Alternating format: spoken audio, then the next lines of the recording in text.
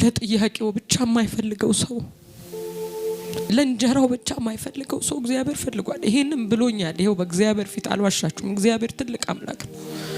ማንንም ለማሳመን ምንም ለማለት አይደለም ማወራላችሁ። እግዚአብሔር ይነካናል። እስቲ አሜን በሉ። ምን ይሰራልናል? ዛሬ ከጨጓራ ተፈወሰ እግዚአብሔርን ማታከብረው ከሆነ ምን ይሰራልሃል?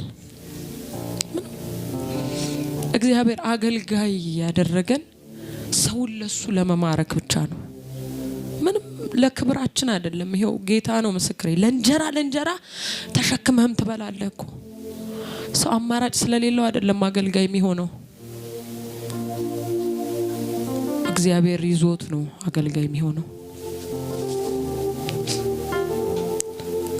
ለእግዚአብሔር መገኘት ይሁን።